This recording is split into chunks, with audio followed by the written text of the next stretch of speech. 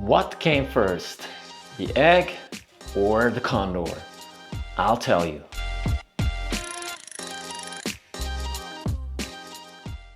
So what came first, the egg or was it the condor? An almost philosophical question, but in the case of Hoffman Bikes, the answer is clear. It was the Condor. The Condor frame is the first frame Matt Hoffman released under the brand Hoffman Bikes in 1992.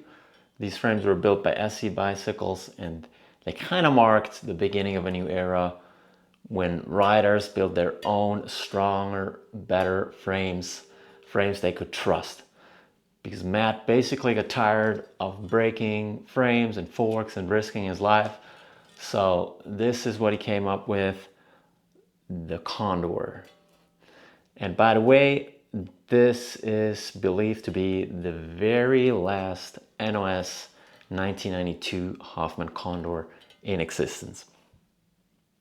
About 3 years later, Hoffman Bikes released the Egg. And the Egg was in fact the very first Hoffman Bikes frame and complete bike made in Taiwan.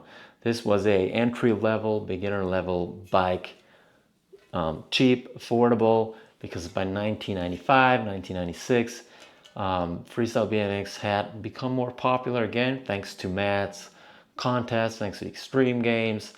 And so there was certainly a market and a demand for an entry-level bike.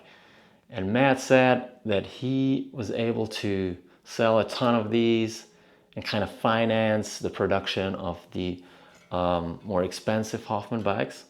This being said, this was by no means up to the standard of all the other Hoffman bike frames. In fact, Matt himself said that it was called the Egg because they were built to break.